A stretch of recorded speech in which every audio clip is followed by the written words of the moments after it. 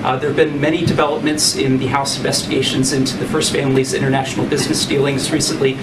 There's one committee trying to get an FBI file alleging that President Biden took bribes. There's another IRS whistleblower who's alleging there's a cover-up in the investigation. Amid all of this, there was a Harvard-Harris poll this month that found that 53% of the public, including a fourth of Democrats, believe, quote, Joe Biden was involved with his son in an illegal influence peddling scheme. There's, of course, evidence that the president interacted with his relatives, associates from China, Mexico, Kazakhstan, Russia, and Ukraine.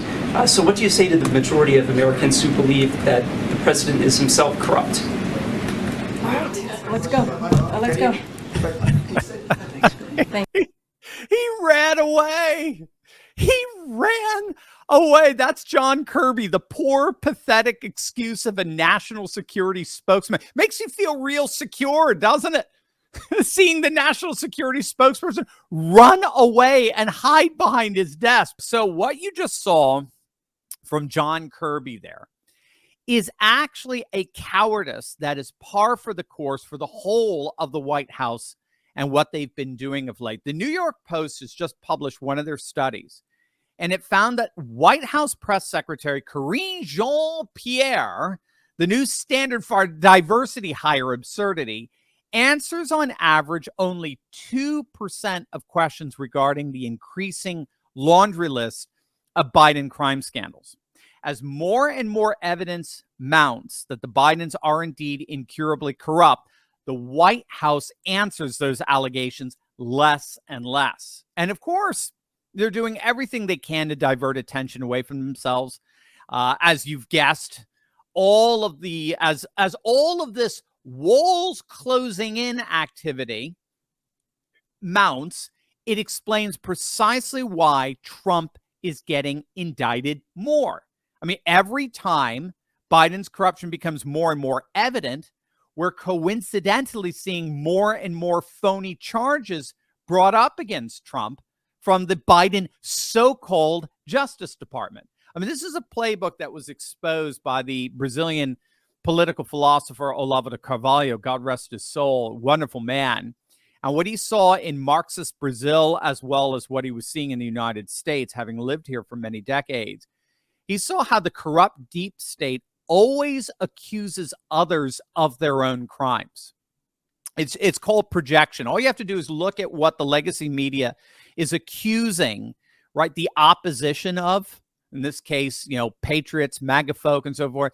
That's the crimes that they're trying to cover up that are being perpetrated by the permanent political class. They always project onto others the very crimes that they themselves commit, so as to deflect attention away from themselves. The pattern seems to be one of alignment. So if you can effectively frame someone else for the crime that you're committing, no one's looking at you for committing that very same crime, because you're basically given cover by a perfect overlap of accusation. If somebody's committing one crime and you're committing a completely other crime, then the media, the watchdog, the supposed watchdogs, would be able to cover these two different stories. But if you can focus your crime entirely on someone else and frame them for doing it, as long as someone else is being accused of your very crimes, no one else bothers to look at you for doing exactly the same thing. And yet, the irony here is that every time, this is amazing, gang, every time Trump gets more and more indictments thrown at him, his approval rating goes up. But first, gang, are you tired of living paycheck to paycheck? Do you want to learn the secret to paying off your home in just 5 to 7 years on your current income? What if we told you that we're about to expose the banking secrets the wealthy take advantage of each and every single day? Does this pique your interest?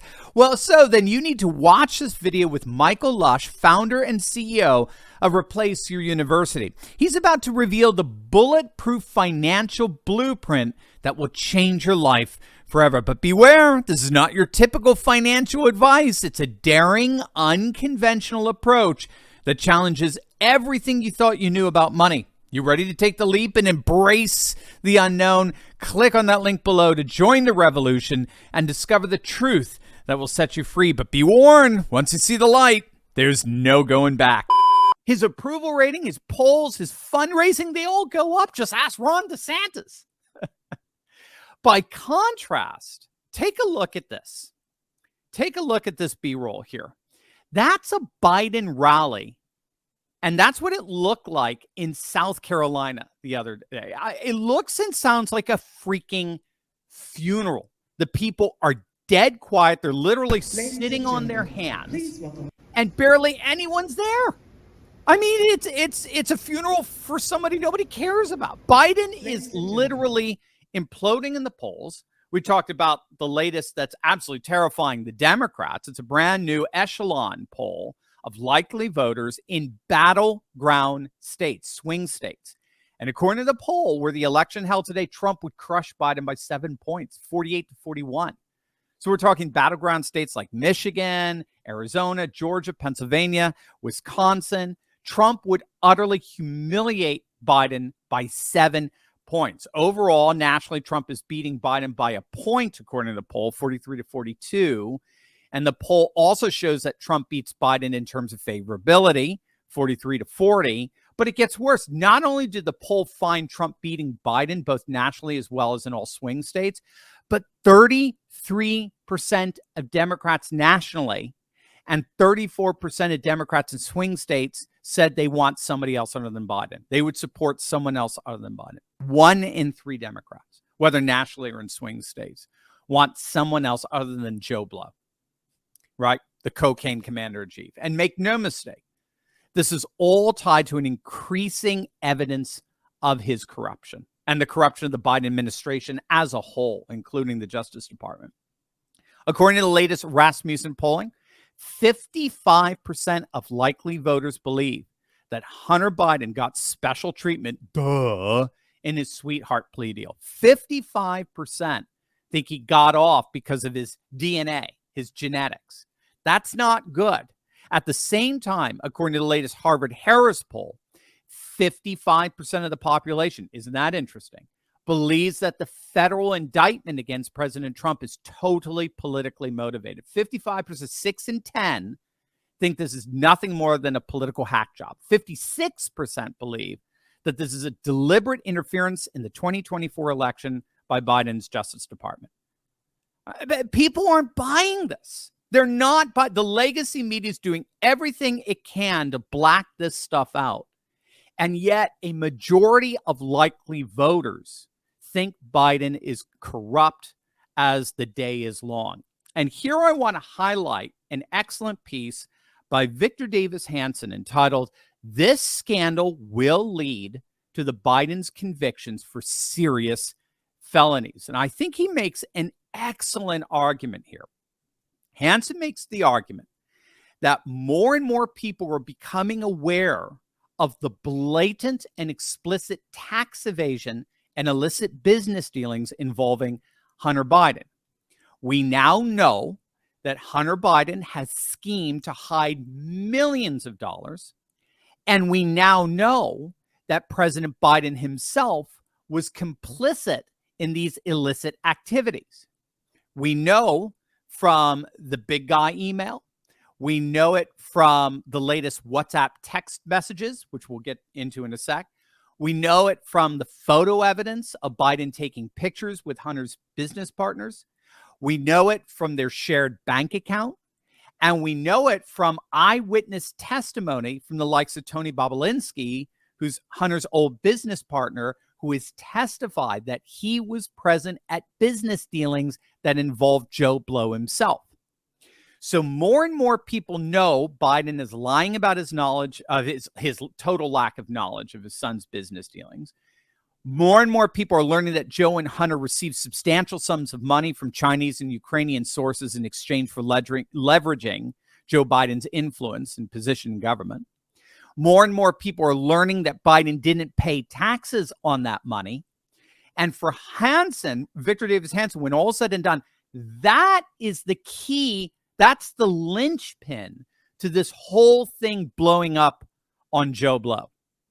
According to Hanson, you can have corrupt business dealings overseas but that's pretty far removed from your average American in their everyday life. You can have corruption in the White House, but that's still far removed from the average American's daily life. You can have corruption in the Justice Department, but again, it's still, it's still pretty far removed from the average American. But every American has to pay taxes. Well, better said, every tax-paying American has to deal with the IRS, right? Every American taxpayer has to deal with the IRS. The IRS is not far removed from our lives. And being deathly afraid of being targeted by the IRS is not far removed from all of our lives.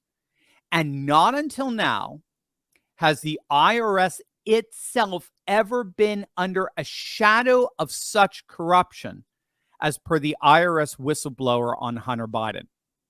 We now know that the IRS had in its possession a WhatsApp text message for all to see between Hunter Biden and a Chinese Communist Party official that claimed that Joe Biden was in the room when Hunter was sending it.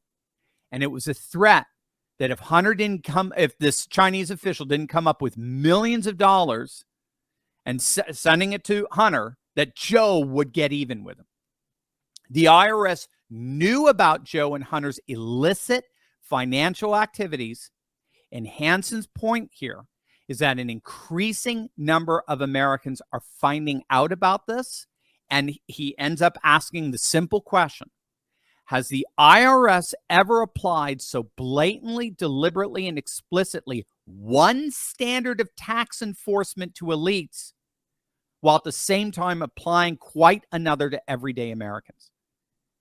If any one of us had ever been found sending out text messages like that, we'd be in court.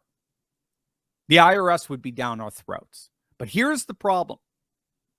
If a critical mass of Americans come to believe that that charge of unequal treatment in tax compliance were indeed true, then Humpty Dumpty-like, the entire American system of revenue collection would shatter.